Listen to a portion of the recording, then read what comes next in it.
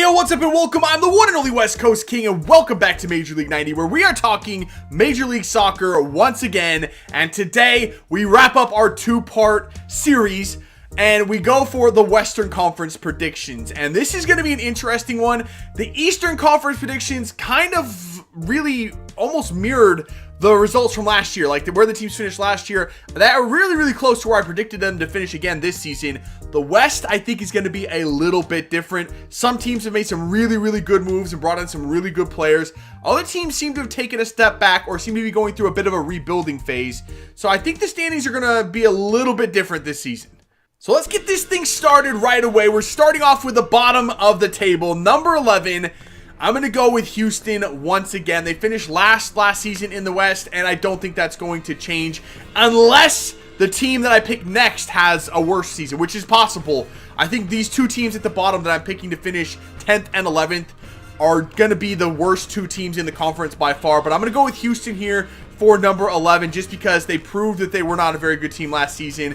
They had the worst offense, well, almost the worst offense in the league, and they have really done not a lot to address that.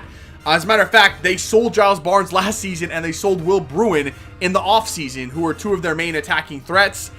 I don't see them fixing that situation at all. I know they have a young striker there by the name of Mauro Manatas, who had a pretty decent season, but unless he has a massive breakout year and scores them, 10 to 12 goals, they're still going to have the same problems. The defense, which was actually halfway decent last season, they've decided to go and fully rebuild that. And honestly, I don't have a problem with that. I think it was an upgrade, what they did, bringing in Leonardo and AJ De La Garza from the LA Galaxy, two players that were kind of part bit players there. They're going to get full playing time now in Houston. I don't have a problem with that. Those were two good moves in my opinion, but honestly, I don't think that they're going to be better than last season. If anything, they're probably going to be worse. And in the number 10 spot, a team that I think is going to be possibly equally as bad as Houston, I'm going to go with San Jose. Last year, San Jose did enough to kind of stay afloat in the West, looking like possibly might sneak into the playoffs, and then they just fell apart. I mean, they absolutely collapsed. They were the worst offensive team in the league by far, 7 goals worse than both Houston. Who was the second? I have to look. Colorado. But yeah, they were the second worst offense in the league. They're just solely relying on Chris Wondolowski. And you know what? As good as Wando has been in the past, he's not that player anymore. And they didn't really do much to address that and give him any help. They brought in a couple of players here and there, but I don't think it's going to be enough.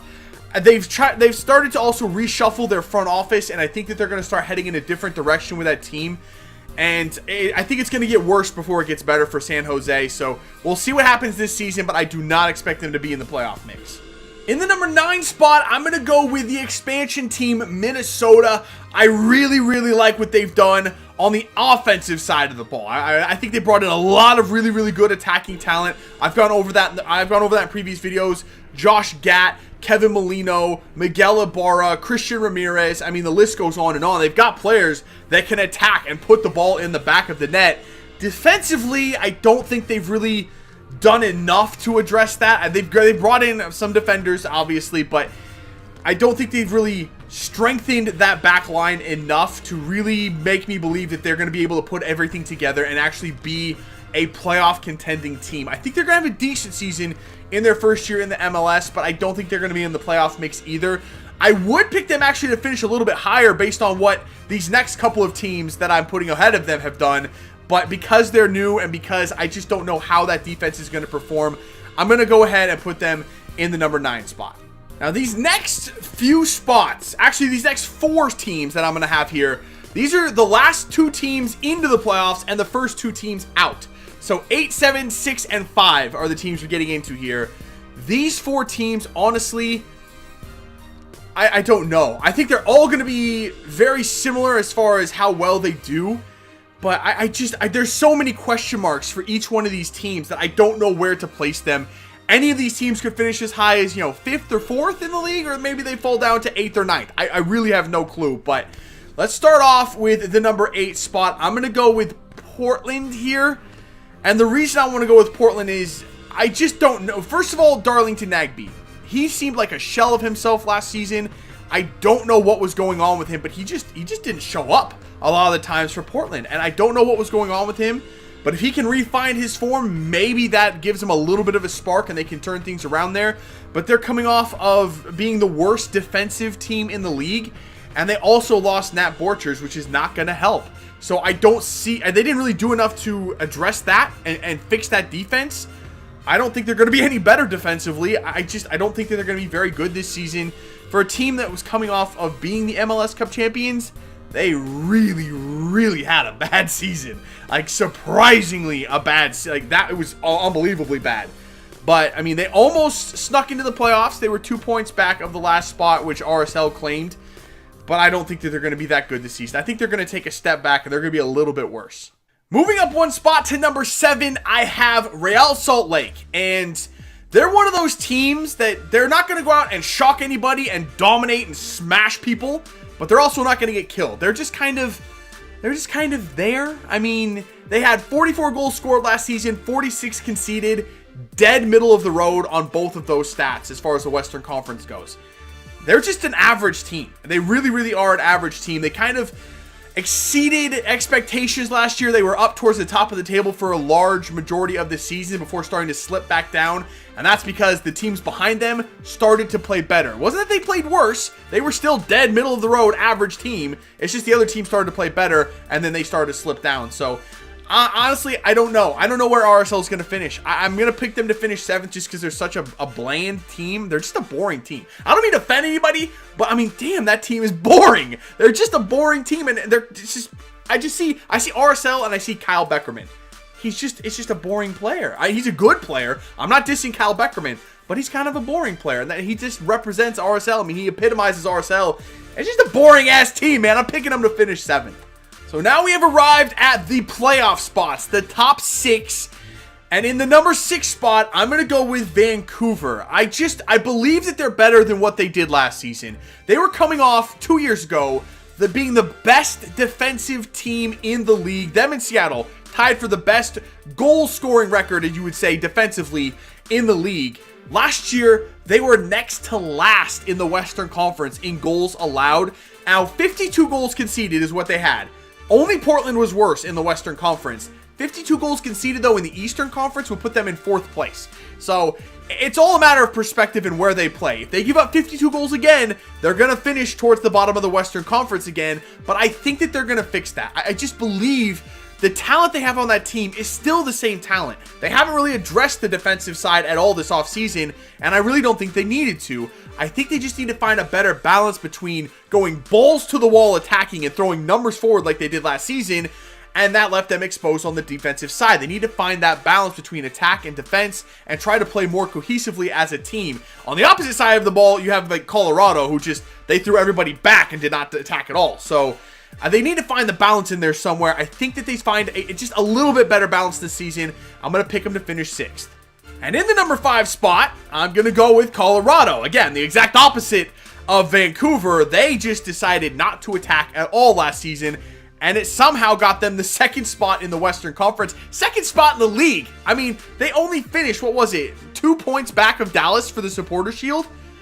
Unfreaking believable for a team that they couldn't score goals. And last season, when I did my predictions, I picked them to finish, I think, 8th.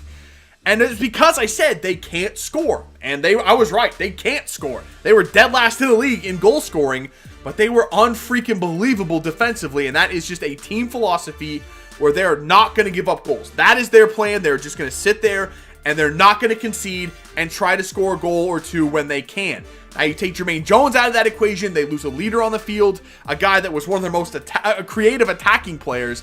He's no longer going to be there. I think that actually hurts them more offensively than it does defensively. And you also have a question mark with Tim Howard. I mean, he's coming back from a long-term injury. How healthy is he going to be? I don't know. I don't think it really matters because without Tim Howard, they were still by far the best defensive team in the league. So I don't think that's going to change.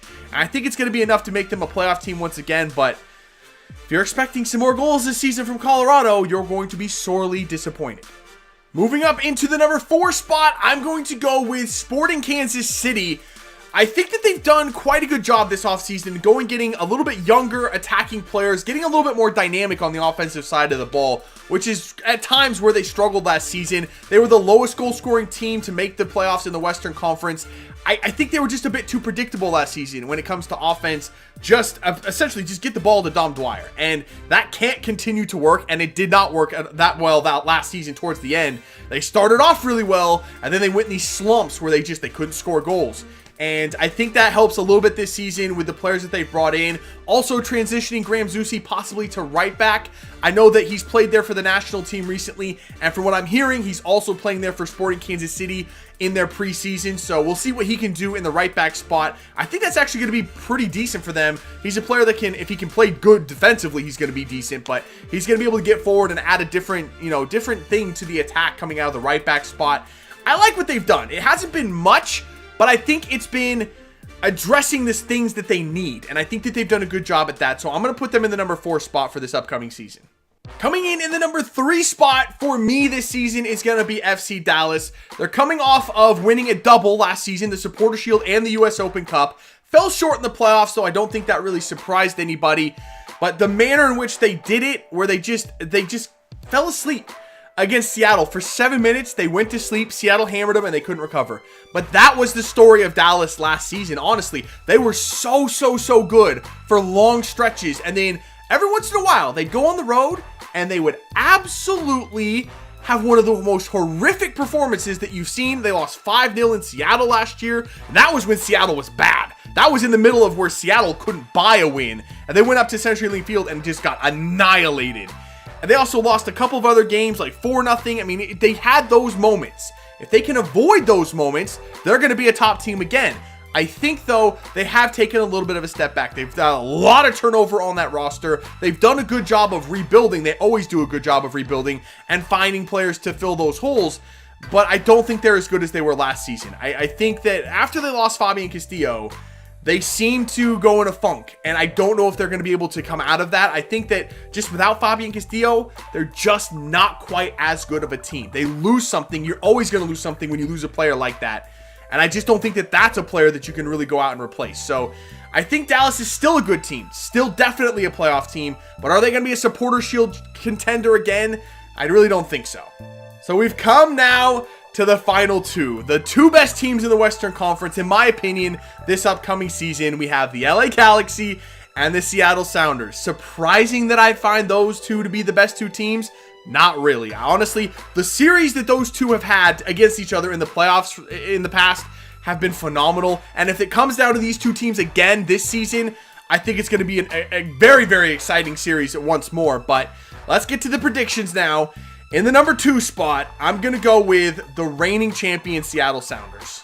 Now, you may be pretty surprised, seeing as how I'm sitting here in all my Sounders stuff, holding my championship scarf. You might be a little bit shocked that I'm not picking the Sounders to finish number 1. And seeing as how they are the reigning champions, I guess I could say I'd be justified in picking them to be number 1. But I think the LA Galaxy, what they've done this offseason has been very, very good. And it's going to benefit them in a big way. But let's focus on the Sounders first. They've gotten younger. And they've gotten more athletic.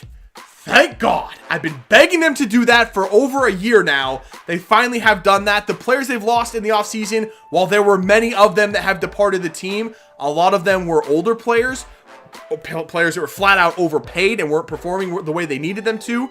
So honestly, I don't have a problem with the players that they've lost. Ty Mears, Andres Ivanschitz, Nelson Valdez. I love those guys. But they just weren't getting the job done for Seattle. And Seattle still won a title with those guys on the roster. Some of them were very, very good last season in the playoffs specifically. But I think this year they're just going to be better off without them. And bringing in Harry Shipp and Will Bruin, I've talked about that. Love those 2 moves from that team. And then the big part, though, and everyone knows, is Clint Dempsey. If Clint Dempsey can make a full recovery and he comes back, and I'm making this prediction based on the assumption that he's going to do that, adding him in there with Nico Ladero and Jordan Morris, we got a small glimpse of what that could be last season. It's downright terrifying. If he can come back and they can rekindle that partnership between those 3 players, they are going to be a Supporter Shield contending team once again, and a terrifying team to play, especially at CenturyLink Field. Oh, you don't want a part of them at CenturyLink if those 3 are fully healthy. I hope that that is the case. I'm going to pick them to be the second best team in the Western Conference this season. So we have the LA Galaxy at number 1. Let's talk about the LA Galaxy. Bit of a disappointing year last year for the LA Galaxy. Honestly, they finished 3rd in the West. Not really so much in the running for the Supporter Shield. Didn't have a very good playoffs. Got knocked out by a Colorado team that, again, just sat there and played defense. So that had to be frustrating as well. But the LA Galaxy didn't really feel like the LA Galaxy, did they? They weren't, a dominant team. Nobody was really scared of LA. And I think we can really point to some misguided transfer moves from the LA Galaxy in the last few seasons.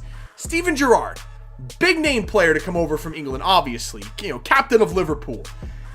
Really wasn't the Stevie G everyone expected, was he? He was really, really a shell of himself. Did not live up to expectations. I would have to question whether he even really wanted to be there. He just wasn't Steven Gerrard, was he? He was nowhere near what everyone expected. A lot of people expected the Stevie G from Liverpool, the classic Steven Gerrard. I wasn't even expecting that. I just wanted to see something from him. He really gave them nothing. Another one, Nigel de Jong. He came over, big name player coming from Europe. Just wasn't what they needed. He didn't even last a whole season in LA. There were just some really just some decisions and some transfers that didn't work out for them. And now that's all gone. They've kind of cleaned house a little bit there. And I think that they're poised to get back to where they need to be and where they want to be. Look at the top 3 names departing the team this offseason. You have Steven Gerrard, Robbie Keane, and Landon Donovan. Obviously, we've talked about Steven Gerrard. They're not really going to miss him, in my opinion. Robbie Keane had been fantastic for LA for the last few years. I mean, he's been a great player for them. But they have Giovanni Dos Santos there. In my opinion, last season, Robbie Keane was more in the way than he was helping the team. And I'm not disrespecting Robbie Keane. I still think he was a fantastic player, but they're ready to move on to Giovanni Dos Santos. I expect with Giovanni up there now, doing whatever he wants to do and just running the front line, he's poised for a massive season, and he better have a massive season because everyone else is expecting it of him as well. But I do think he has a breakout year, possibly a golden boot candidate for the LA Galaxy there. And then they also lost Landon Donovan, but honestly, I mean, Landon Donovan was not Landon Donovan last season. He came back to help his former team when they needed it. He thought he could offer them something. He did for a bit, but he's not really a big loss for them. But the players that they brought in now, Jermaine Jones, yes, he's very, very old, like 36, 37, something like that, but he seems to be getting better with age. I mean, he's one of the best box-to-box midfielders in the league still. Do not underestimate Jermaine Jones. João Pedro coming over from Portugal. Looks like a very good, young, talented midfielder. And then Romain Alessandrini coming over from France. That is going to be a scary player. That is the kind of designated player that the LA Galaxy should have been focusing on instead of going for big-name players. I think this one is going to pay dividends for them. He's going to have a massive season for LA Galaxy. And I think that they're going to ascend back to the summit, back to the top of the Western Conference. So those are my predictions. Am I 100% confident in them? No, not really. I would say I'm maybe 45% confident. These teams in the West have a lot of question marks surrounding their team and their rosters, and it's impossible to predict what they're going to be like until they actually get out there and start playing and they prove who they're going to be this season. I mean, especially in the middle of the pack there, those teams are so equally matched and have the same number of question marks surrounding them. It's just impossible to accurately predict where they're going to finish. But I think the one thing I'm pretty confident in is that when you look at that table and you look at the teams in the Western Conference, you have to go, yeah, the LA Galaxy and the Seattle Sounders, they're just a cut above the rest. They've gone out, they've addressed the needs of their team, and they just look set to go for it once again. They look like the two teams that are just going to be there in the end. And if you had to pick 2 out of those 11 teams, I think those are the ones that I would be most confident in picking to be around when the playoffs start and be there in the Western Conference Finals. And I hope that those are the 2 teams in the Western Conference Finals, because if nothing else, that's going to be an exciting series. It always is when those 2 teams meet in the playoffs. So at the very least, I'm confident in those top 2. So that is going to be it for this one. Let me know your thoughts on my predictions down in the comments below. Do you think I rated some teams too low, some teams too high? How do you think Minnesota's going to fare in the Western Conference in their first season in the MLS? I think that's going to be exciting. I think that they might actually surprise some people. They could jump up into the playoff hunt at the very least. Not sure they're a playoff team, but they might be in the mix for a playoff spot in their first season. I like what they can do offensively. Just like Atlanta, it depends on if they can put it all together or not, but we'll have to wait and see. That's why we play it. It's the MLS. Anything could happen, but that's going to be it for this one. If you did enjoy it, make sure to let me know by leaving a like below. Subscribe if you're new, and I'll see you when we come back for some more Major League 90. See ya.